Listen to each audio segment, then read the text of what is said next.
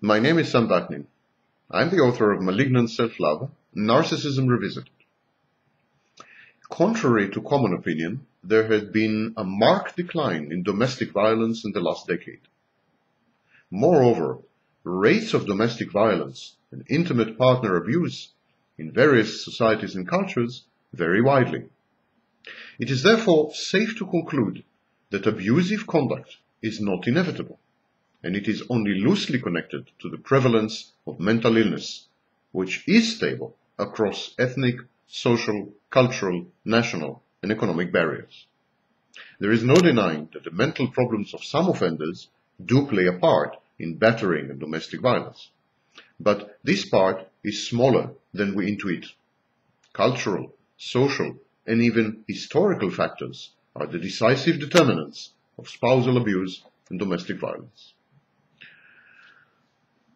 Let us take the United States.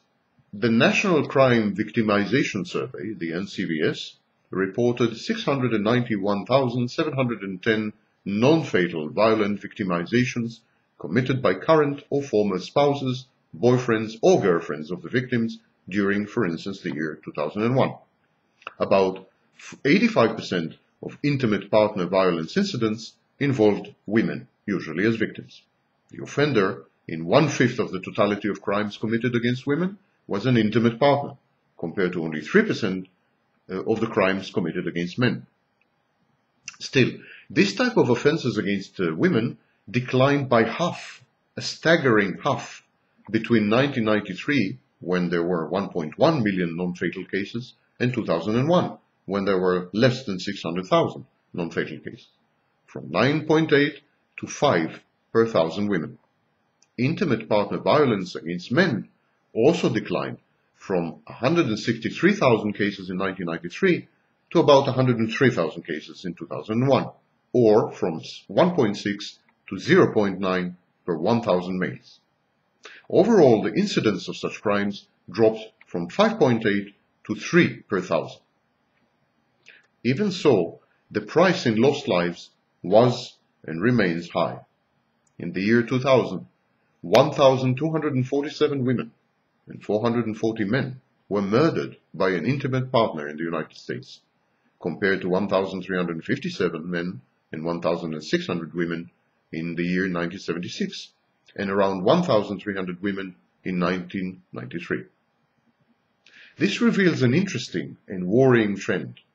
The number of overall intimate partner offenses against women declined sharply, but the number of fatal incidents did not. Women get murdered as often as before. These remain more or less the same, the fatalities, since 1993. The cumulative figures are even more chilling.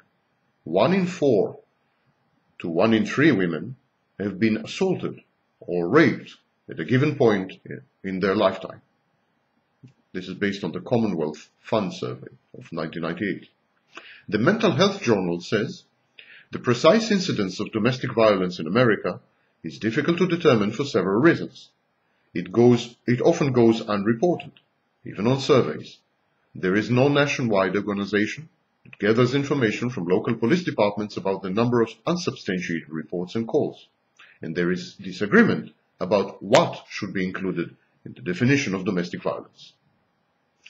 Using a different methodology, counting separately multiple incidents perpetrated on the same woman, a report was published titled Extent, Nature and Consequences of Intimate Partner Violence, Findings from the National Violence Against Women Survey.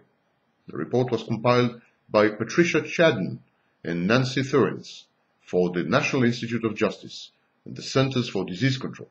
It was published in 1998, and it came up with a figure of 5.9 million physical assaults against 1.5 million targets in the United States annually.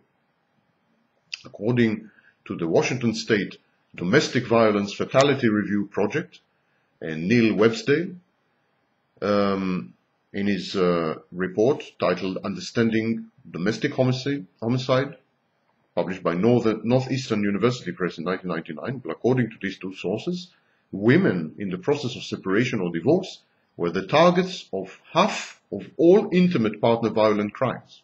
In Florida, the figure is even higher, close to 60%. The problem is that hospital staff are ill-equipped and ill-trained to deal with this pandemic.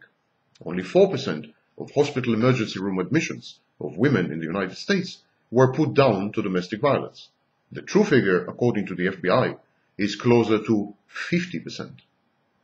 Michael Rand, in a report titled Violence-Related Injuries Treated in Hospital Emergency Departments, published by the U.S. Department of Justice Bureau of Justice Statistics in August 1997, this report pegs the real number at 37%.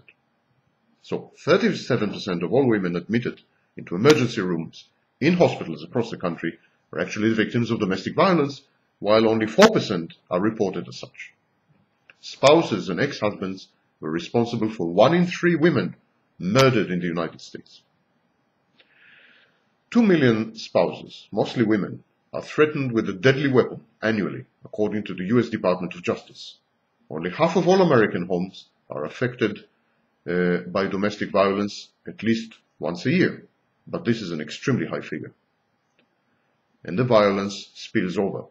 1/2 of wife batterers also regularly assault and abuse their own children, according to a report titled Physical Violence in American Families, Risk Factors and Adaptations to Violence in 8,145 Families, 1990.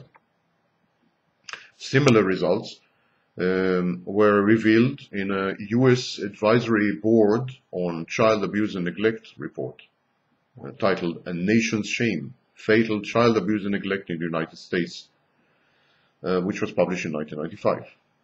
So most batterers, wife batterers, most offenders who commit domestic violence attack and assault not only the spouse but also the children. The report says black females experience domestic violence at a rate 35% higher than that of white females, and about 22 times the rate of women of other races. Black males experience domestic violence at a rate about 62% higher than that of white males, and about 22 times the rate of men of other races.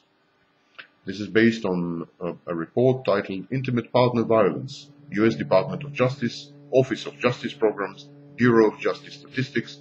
It was published in May 2000. So, to summarize, the young, the poor, minorities, divorced, separated, single, especially women, were most likely to experience domestic violence and abuse.